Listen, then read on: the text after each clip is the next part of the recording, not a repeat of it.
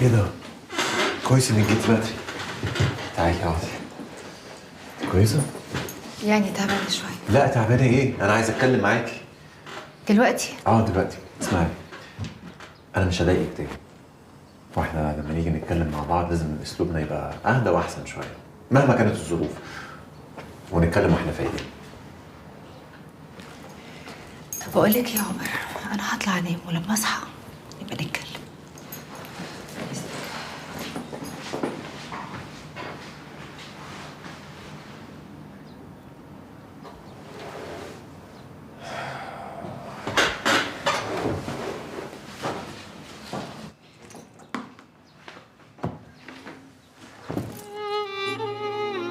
أنا اتبهدلت يا ليلى،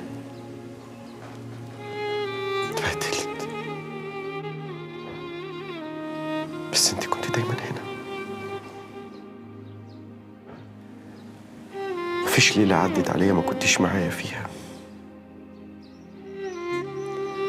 أصلا أنا كنت كل اللي بعمله هناك عشانك، عشان أرجع لك. أنا مش عايز أشوفك تاني يا ليلى، مش عايز أشوفك عشان مش عايز أفتكر.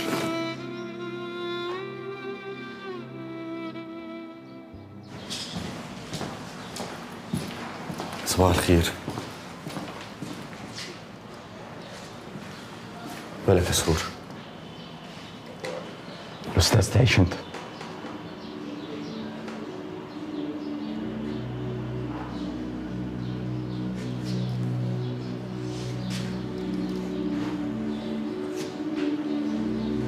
ايه؟